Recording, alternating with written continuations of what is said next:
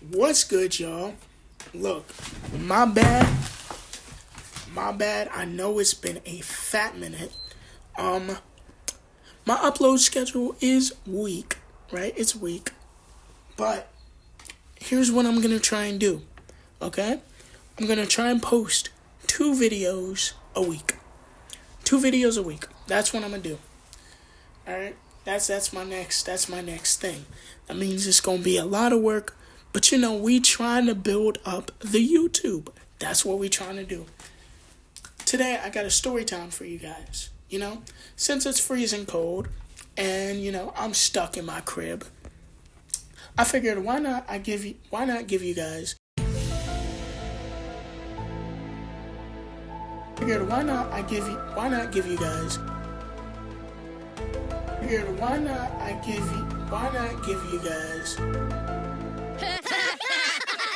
World's worst stutterer, then 27-year-old Eric May comes close. A story time that's a little different from the usual. I know you guys are used to my stories about fumbles and, relationship problems, but today I wanted to take it in another direction.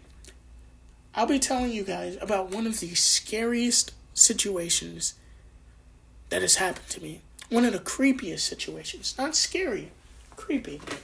So, I'm sure we all know that there are a lot of things we don't know. What? Bro, what are you talking about, man? Peep. Before you tell me I'm crazy, peep. This story takes place about 3 years ago. I live in New York with my dad, and my mom's from Florida. I grew up in Florida, so every now and then, me and the family go down to Florida, visit my mom, and we chop it up for the end of the year. That's the tradition. That's what we usually do, right? And it's all fun. It's all fire. I love my moms, right? So, this year's no different. We go to Florida, and then from Florida we go to Georgia to see our grandmother. My grandma also raised me. Haven't seen her in so long. Love my grandma.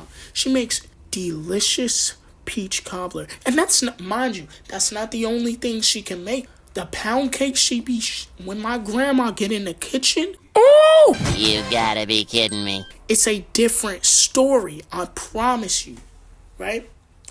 No one I've known up to now could match my grandmother's cooking.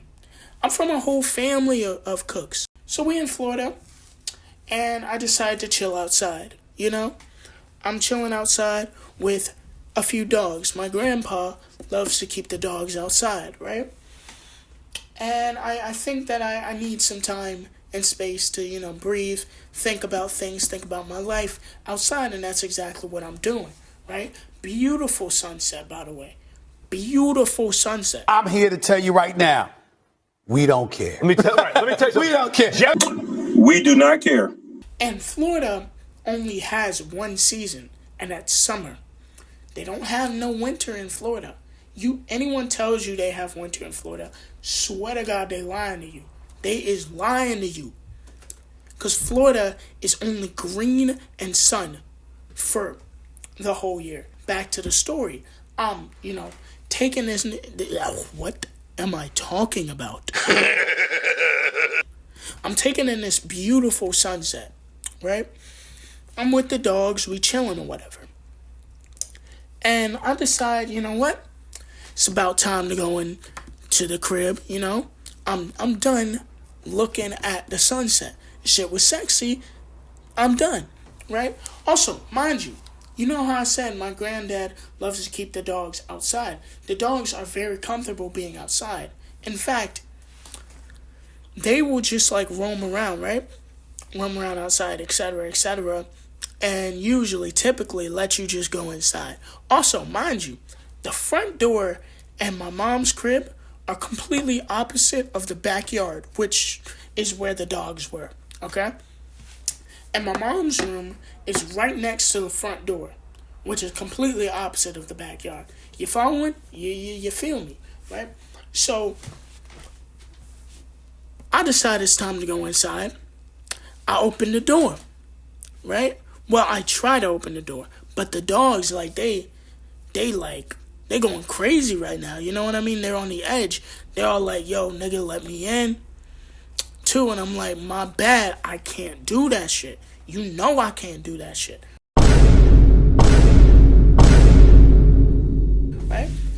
So I'm like trying to get them off my case, but I don't know how to do it.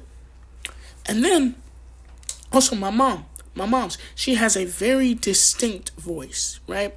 It's like raspy and loud.